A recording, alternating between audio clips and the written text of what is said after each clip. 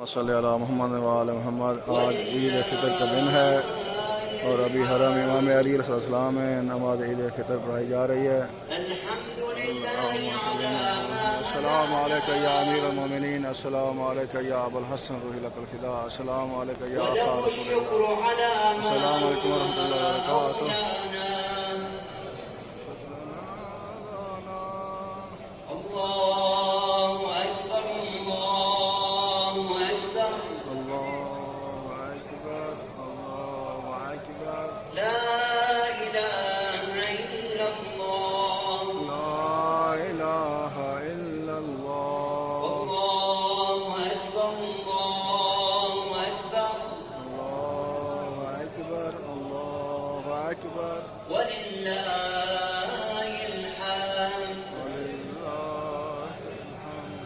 الحمد لله على ما هدانا وله الشكر على ما أولانا. الله أكبر الله أكبر الله أكبر الله أكبر. لا إله إلا الله لا إله إلا الله. الله أكبر الله أكبر الله أكبر الله أكبر. ولله الحمد. ولله الحمد. الحمد لله على ما هدانا الحمد لله على هدانا وله الشكر على ما أولانا. الله أكبر الله أكبر. لا إله إلا الله. الله أكبر الله أكبر. ولله الحمد. الحمد لله على ما هدانا الحمد لله على هدانا وله الشكر على ما أولانا. الله أكبر الله أكبر.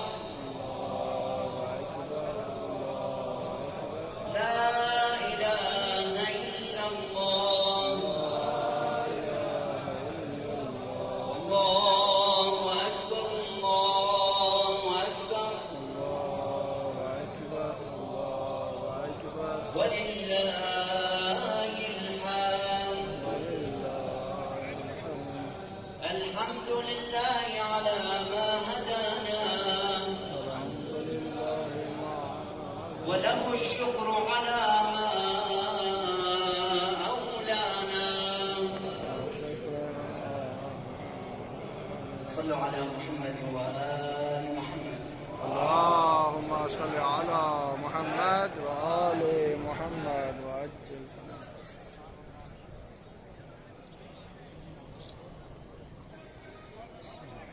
سادتي الكرام، من أعمال هذا اليوم المبارك أولا التكبير بعد صلاة الصبح وبعد صلاة العيد بما مر من التكبيرات. ثانيا دعاء خاص بيوم العيد المبارك نقرأه إن شاء الله بعد قليل. ثالثا إخراج زكاة الفطرة صاعا عن كل نسمة قبل صلاة العيد على التفصيل المبين في كتب الفقه. واعلم أن زكاة الفطرة من الواجبات المؤكدة، وهي شرط قبول الصوم، صوم شهر رمضان، وهي أمان عن الموت إلى السنة القابلة.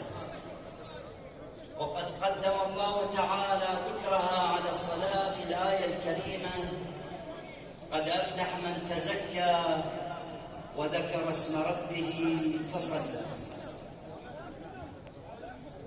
أكرر إن شاء الله إخراج زكاة الفطرة قبل صلاة العيد، هذا مؤكد إن شاء الله لقبول صلاة العيد إن شاء الله وقبول الصوم، صوم شهر رمضان المبارك.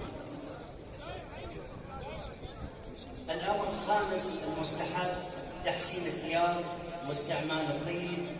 والسادس الإفطار أول النهار قبل صلاة العيد، والأفضل أن يفطر على التمر أو شيء من الحلوى.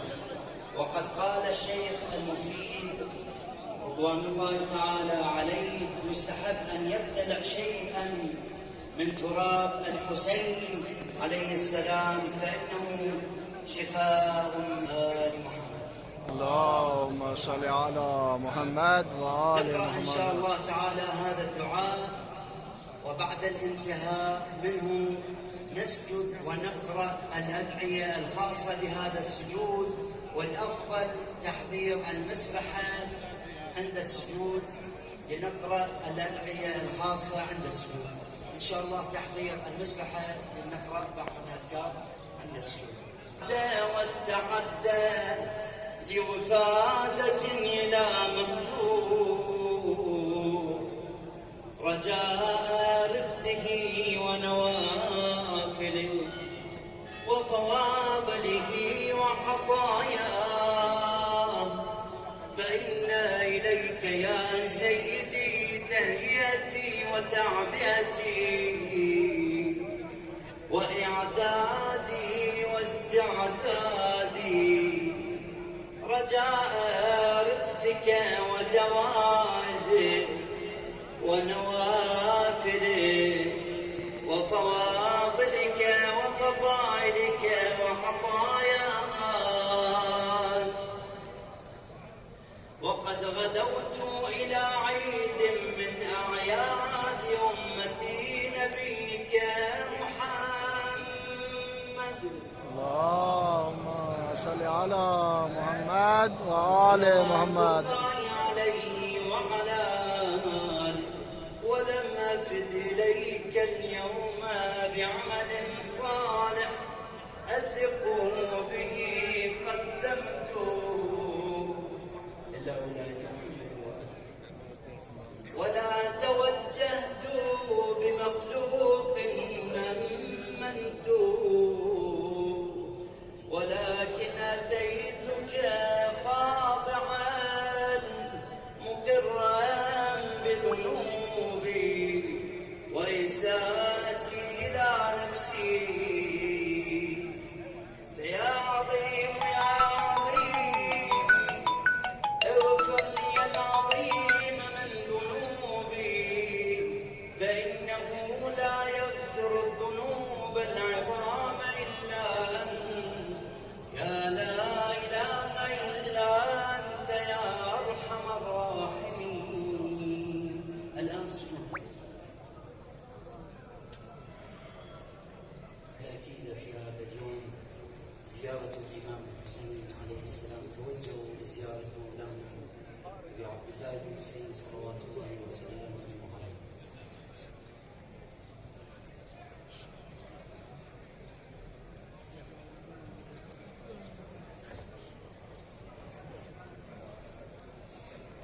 أزور سيدي ومولاي الإمام الحسين صلوات الله وسلامه عليه نيابة عن سيدي ومولاي صاحب العصر والزمان الله تعالى فاجر،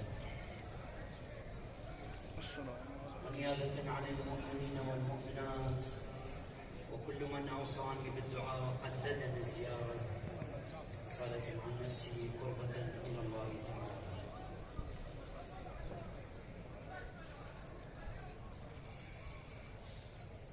بسم الله الرحمن الرحيم.